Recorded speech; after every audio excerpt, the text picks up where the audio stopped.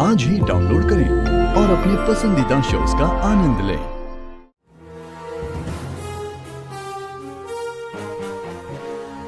रघु, तुम ऐसे चुपचाप क्यों खड़े हो? मुझे जो बात बताई वही आदित्य और दीदी को बेझिझक बताओ।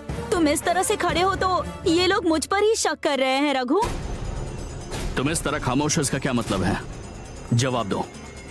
छोटी माँ जो बोल रही हूँ वो सच है? ठीक है, तुम ऐसे कंफ्यूज हो इसीलिए मैं ही बता देती हूँ। वो बात यह है कि आदित्य, रघु जब पार्वती को देखने गया था तब पार्वती रघु को बहुत पसंद थी, लेकिन पार्वती को इस शादी में जरा सी भी दिलचस्पी नहीं थी।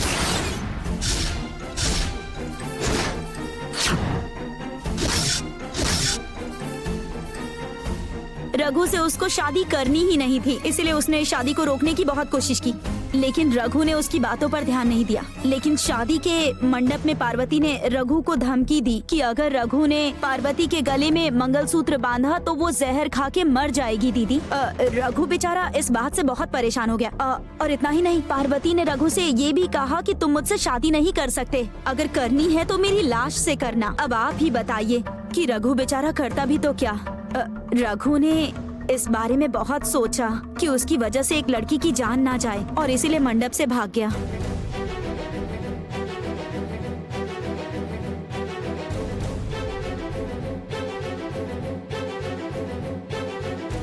वंजा की बातों पर मुझे बिल्कुल विश्वास नहीं है। तुम बताओ, वंजा जो कह रही है वो सच है? पार्वती ये शादी नहीं करना चाहती थी, उसने तुम्हें कहा था?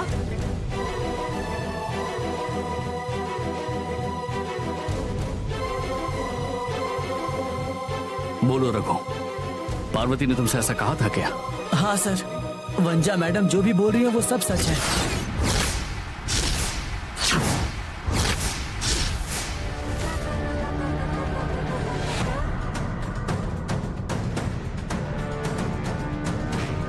पार्वती, तुम्हें शादी नहीं करनी है ऐसा बोली थी? रघु जो कह रहा है वो सच है?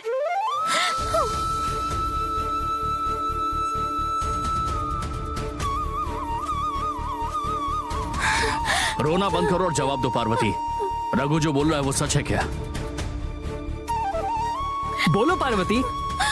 सब लोग ऐसे एक साथ पूछेंगे तो वो बोलेगी क्या? ये तो यही सोच रही है कि सबको पता कैसे चल गया। अब हमेशा की तरह रो कर सबको चुप कराएगी। वंजा! पार्वती, तुम बताओ, ये लोग जो कह रहे वो सच है? तुमने कहा था कि शादी नहीं करनी है। जी मेम साहब, मैंने कहा था।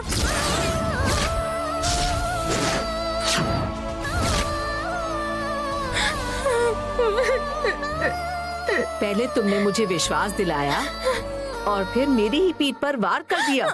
खाना बनाने वाली हो ये भूलकर मैंने अपने घर की शादी की तरह तुम्हारी शादी का इंतजाम करवाया और तुमने मेरे ही चेहरे पर कालिक पोत दी। तुम्हारे जैसे धोखेबाज के लिए इस घर में एक मिनट के लिए भी जगह नहीं है। आज के बाद तुम मेरी आंखों के सामने मत आना, मुझे अपना चेहरा मत दिखाना, इस घर के अंदर भी मत आना। निकलो यहाँ से। क्यों किया तूने सब? बता, तू अपने आप को समझती क्या है? अपने हाथों से अपनी जिंदगी खराब कर ली। मैं तेरा गला दबाकर मार डालूंगा।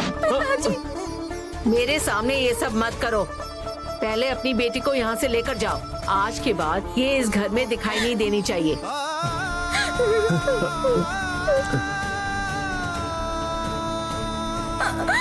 चलो चलो, आओ चलो।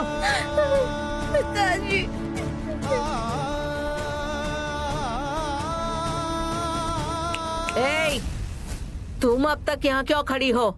ये ना ही तुम्हारा ससुराल है ना ही मायका है। Get out. बड़ी बुआ। ए,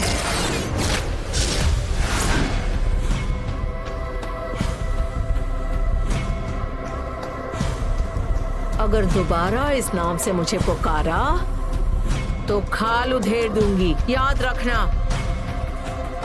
तुम दोनों निकलो यहाँ से। बड़ी बुआ। आउट।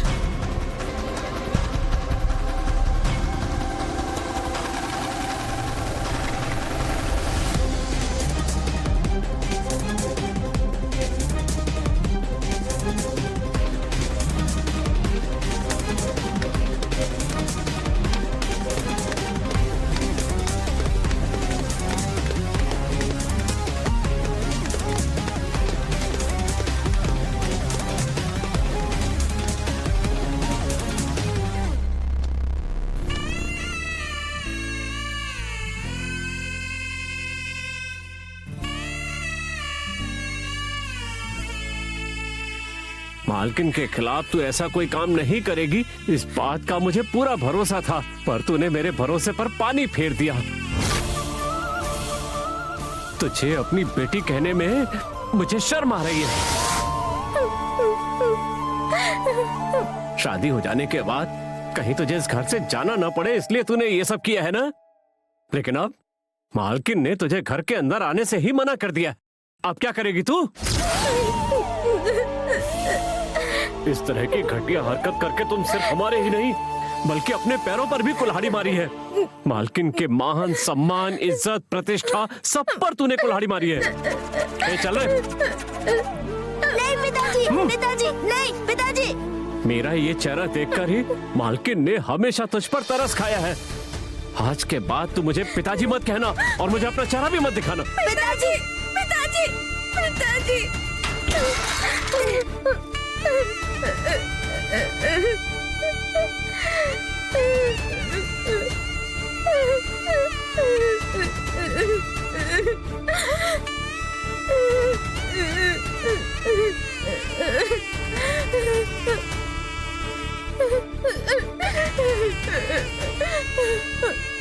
रो मत दीदी। मालकिन ने तुम्हें घर के अंदर आने से मना किया है ना, और तुम्हें अपना चेहरा दिखाने से भी मना किया है। ये सब करने की क्या जरूरत थी दीदी? तुम्हारी शादी जिस लड़के से होने वाली थी उसका अपहरण करवाया उस उमा ने, तो तुमने उसका नाम लेकर उसे क्यों नहीं फंसाया? क्यों बचाया उसको दीदी? उमा को मुझ पर क्या गुस्सा है? उसने मेरे साथ ऐसा क्यों किया मुझे नहीं पता।